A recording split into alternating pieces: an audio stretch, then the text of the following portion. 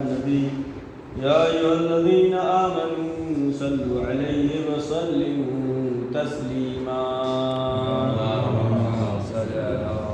سلسلہ دروس قرآن سورہ اعراف پارہ نمبر 9 آیت نمبر 166 اعوذ باللہ من الشیطان الرجیم بسم اللہ الرحمن الرحیم فلما عتوا عما نهوا عنه قلنا لهم كونوا قردة خاسئین. یہ ایام اعزاء محرم کی وجہ سے جو ہے چند دن غائب ہو گیا، تقریباً 20-22 دن. بہرحال اس کے پہلے ہم نے آیتیں پڑھی تھی، اس میں بنی اسرائیل کا تذکرہ چل رہا ہے، جناب موسیٰ اور ان کے قوم کا، اور ان کے امتحانات میں سے ایک امتحان جو عذاب بلکہ ان پر یہ تھا کہ وہ سنیچر کے دن مچھلی نہ پکڑیں. سنیچر کے دن چونکہ عیسائی یہودیوں میں چھٹی کا دن تھا، تعطیل کے دن، ہمارے آج کل سنڈے کا دن ہے، سنیچر کو تعطیل کا دن تھا، عبادت کا دن تھا، لہٰذا خداوند عالم نے ان کو منع کیا تھا، اور چونکہ خدا کے حکم کی نافرمانی کیا تھا، یہ ایک سزا تھی ان کے لیے، یہ سزا تھی. لیکن انہوں نے کیا کیا؟ چالاکی کیا. سمندر کنارے اتفاق سے سنیچر کے دن ہی زیادہ مچھلیاں دکھائی دیتی تھیں، تو انہوں نے گڈھے کھود دیے اور جال وغیرہ لگا دیا کہ مچھلی اس میں آ جاتی تھی، اگلے دن پکڑتے تھے. یا بعض مفسرین نے کہا کہ نہیں، ان کی جرأت اور بڑھ گئی اور وہ اسی مخالفت کرتے تھے حکم خدا کی. اور اس کے بعد آیت ہم نے پڑھی کہ بنی اسرائیل میں 3 طرح کے لوگ تھے.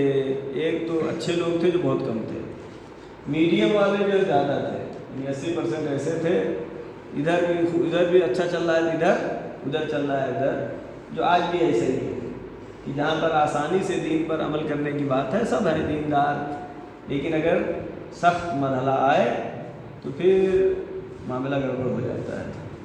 اور ایک گروہ وہ تھا جو کہ گنہگار تھا، خطا کار تھا. پہلے 3 طرح کے لوگ، تو جو لوگ امر بالمعروف کرتے تھے، اچھے لوگ جو ہے برے لوگوں کو بتاتے تھے کہ اللہ کے راستے پر آؤ.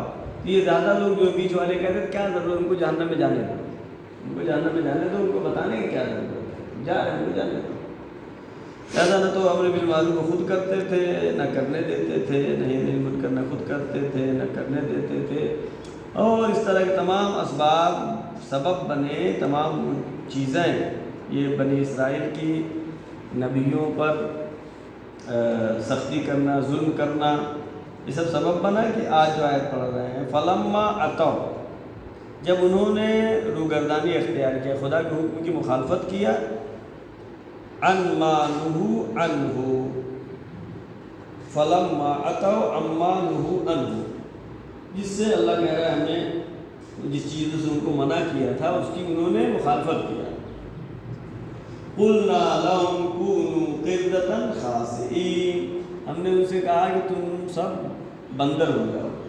ایسا بنی اسرائیل میں ایک گروہ تھا جس پہ سخت سزا ہوئی، سزا اوروں پہ بھی ہوئی، لیکن یہ والی سزا جو ہے ان کی سزا کے طور پر اللہ نے کہتے ہیں، اللہ جو کہتے ہیں کن فیکون، ادھر کہتا ہے اور ہو جاتا ہے، قدرت خدا ہے.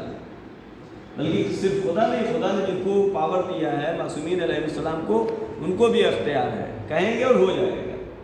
لہذا اللہ نے کہا کونوا قردة خاسئین، خاسئین یعنی جس کو دور بھگا دیا جائے، تم سب بندر ہو جاؤ. اب یہاں پر جو سائنس جو آج کہتی ہے، قرآن بھی کہہ رہا ہے، لیکن قرآن کے کہنے میں اور سائنس کے کہنے میں فرق ہے. سائنس کیا کہتی ہے؟ سائنس کہتی ہے انسان ہی بندر سے بنا ہے، پہلے بندر تھا، پھر ترقی کرتے کرتے کرتے انسان بن گیا. قرآن کہتا نہیں، اللہ نے انسان پیدا کیا، جناب آدم کو پیدا کیا، نبی بنا کے بھیجا، اس کا مرتبہ ہے. یہ جو بندر بن گئے انسان، یہ کون سے لوگ ہیں؟ جنہوں نے حکم خدا کی نافرمانی کیا، بنی اسرائیل میں سے کچھ لوگوں کو. اور بعض آیتیں ہیں کسی اور سورے میں کہ جو سور بھی بنایا کچھ کو اللہ نے، مسخ ہونا اسے کہتے ہیں، مسخ ہو جانا. بہت سے جانور ایسے ہیں جو مسخ شدہ ہیں، یعنی وہ انسان تھے، اللہ نے ان کو سزا کے طور پر جانور بنا. لہٰذا یہاں پر بندر جو کچھ بن گیا نا کہ جتنے بندر ہیں سب اسی نسل کے ہیں، بلکہ تفاسیر میں ہے کہ اس کی نسل بھی نہیں چلی ان کی، لیکن یہ ہے کہ سزا کے طور پر اللہ نے بنی اسرائیل میں کچھ لوگوں کو بندر بنا دیا۔ لہٰذا یہ تو ہے انسان سے بندر بنا ہے، قرآن یہ کہہ رہا ہے، لیکن بندر سے انسان بنا ہے یہ نہیں۔ انسانوں میں بہت سے ہیں ان کی بندر کی صفت ہے جن کے اندر پائی جاتی ہے۔ لہٰذا کچھ مفسرین نے تو یہاں پہ یہ کہا ہے کہ یہاں بندر سے مراد اللہ نے بندر بنا دیا، یعنی ان کے اندر بندر کی صفت ہو گئی زیادہ، بندر کی طرح شہوت زیادہ ہونا اور شرارتیں کرنا جیسے بندروں کے اندر ہے وہ صفت۔ لیکن جو ہے مفسرین شیعہ کا کیا کہنا ہے کہ وہ خدا جو قادر مطلق ہے، جس نے جناب آدم کو پیدا کیا، جو جناب موسیٰ کے عصا میں اتنا پاور دے کہ زمین پہ ڈالتی اژدہا بن جائے، تو وہ خدا بندر نہیں بنا سکتا ہے، اس نے سزا کے طور پر واقعاً بندر بنایا۔ لہٰذا بنی اسرائیل کو جو سزا ملی اس میں سے ایک ہی سزا۔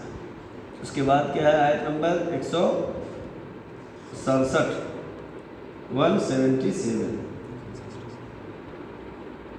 وَإِذْ تَأَذَّنَ رَبُّكَ لَيَبْعَثَنَّ عَلَيْهِمْ إِلَى يَوْمِ الْقِيَامَةِ مَنْ يَسُومُهُمْ سُوءَ الْعَذَابِ إِنَّ رَبَّكَ لَسَرِيعُ الْعِقَابِ وَإِنَّهُ لَغَفُورٌ رَحِيمٌ۔ وَإِذْ تَأَذَّنَ رَبُّكَ، اے میرے رسول ان کو یاد دلائیے، یعنی خطاب ہے رسول اللہ سے، یاد دلائیے جو یہودی ہے رسول کے زمانے میں، جو یہودی ہیں ان کو یاد دلائیے اس کی چیز کو۔ تأذن ربک، جب تمہارے پروردگار نے اعلان کیا، کیا اعلان کیا؟ لیبعثن علیہم الی یوم القیامہ، ہم قیامت تک کے لیے ان کے اوپر ایک کو مسلط کر دیں گے۔ لیبعثن علیہم الی یوم القیامہ، بنی اسرائیل کی سخت سزا یہ ہے، جو آج بھی سزا وہ بھگت رہے ہیں، آج بھی یہودی یہ سزا بھگت رہے ہیں، اور وہ سزا ہے۔ اور بات ہے کہ دنیا دوسری نگاہ سے دیکھ رہی ہے، لیکن قرآن جو کہہ رہا ہے وَإِذْ تَأَذَّنَ رَبُّكَ لَيَبْعَثَنَّ عَلَيْهِمْ إِلَىٰ يَوْمِ الْقِيَامَةِ، یعنی قیامت تک کے لیے سزا کہ تم پر ایک کو اللہ مسلط کر دے گا۔ مَن يَسُومُهُمْ سُوءَ الْعَذَابِ، جو بہت ہی سخت عذاب تمہارے اوپر ہوگا۔ ان ربک لسریع العقاب، تمہارا پروردگار بہت جلدی بہت تیزی کے ساتھ سزا دینے والا ہے۔ پھر بعد میں جہاں تک یہ سزا کی بات آتی ہے فوراً آیت یہ بھی ہے وَإِنَّهُ لَغَفُورٌ رَحِيمٌ، خدا بند عالم رحم کرنے والا ہے، خدا بند عالم معاف کرنے والا ہے، یعنی جو توبہ کرے گا اس کو معاف کرنے والا ہے، اور جو توبہ نہیں کرنے والا اس کے لیے سخت سزا ہے۔ اب یہاں پر استاد محترم آیت اللہ محسن قرافی فرماتے ہیں کہ آج بھی بنی اسرائیل کے اوپر یہ عذاب ہے کہ ابھی تک تو ان کا کوئی ملک ہی نہیں تھا، پوری دنیا میں ایسے ہی ذلت کی زندگی گزار رہے تھے، اب ایک ملک بن بھی گیا ان کا اسرائیل، تو آج بھی سکون کی ایک رات بھی نیند نہیں لے سکتے، سو نہیں سکتے۔ حزب اللہ ہے، ادھر سے فلسطینی ہے، دیکھنے میں کمزور لوگ ہیں، کچھ جوان ہیں، کچھ سپاہی ہیں، لیکن وہ اتنی بڑی طاقت اپنے کو کہلانے والا آج بھی کیا ہے؟ خائف ہے، آج بھی ڈرا ہے۔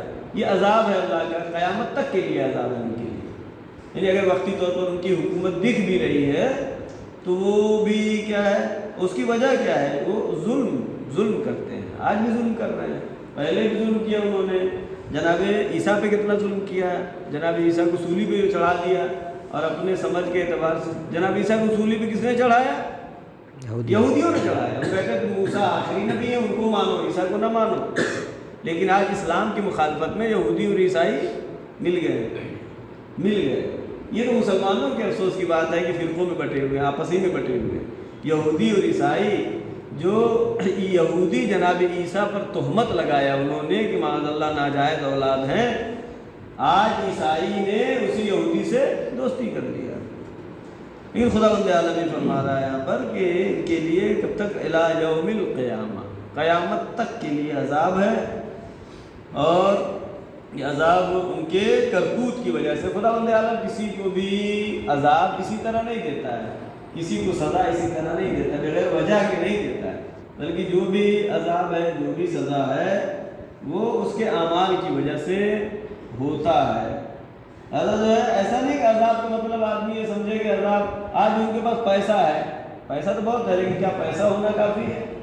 پیسہ ہونے سے کیا عزت ہے؟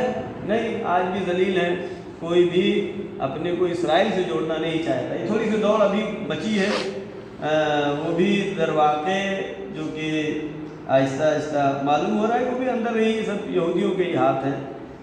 اور جہاں بھی دنیا میں کہیں بھی ظلم اگر ہوتا ہے، اس کی تہ تک اگر جایا جائے تو اس کے پیچھے یہودیوں کا ہاتھ ہے۔ چاہے ہمارے ہندوستان میں بھی آج جو ہے اتنا مذہبی نفرت جو پھیل رہی ہے، اس پہ اگر تحقیق کیا جائے، ریسرچ کیا جائے، صحیح سے معلوم کیا جائے، اس کے پیچھے یہودیوں کا ہاتھ ہے۔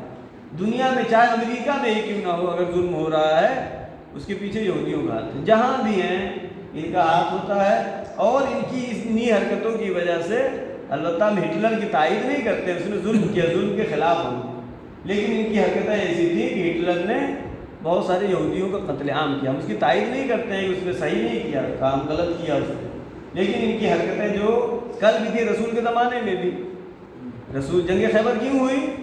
اس لیے اس کے پہلے جنگ بدر، جنگ احد، جنگ خندق، یہ سب میں یہودیوں کے پیچھے ہاتھ تھا۔ وہ جا کے کفار مشرکین سے ملتے تھے، کہتے تھے ہم پیسہ دیں گے، ہم اسلحہ دیں گے، حالانکہ ادھر رسول اللہ سے انہوں نے معاہدہ کیا تھا کہ تم کہیں کوئی ایسی حرکت نہیں کرو گے، اسلام کے خلاف، اسلامی حکومت کے خلاف کوئی ایسا کام نہیں کرو گے، لیکن وہ ہمیشہ اسلام کے خلاف کام کرتے رہے اور آج بھی کر رہے ہیں۔ بہرحال دنیا ہے، اس میں تبدیل و تبدل ہے، لیکن خداوند عالم جو یہاں پہ اعلان کر رہا ہے کہ ان کے لیے سزا قیامت تک کے لیے، قیامت تک کے لیے وہ ذلیل ہیں۔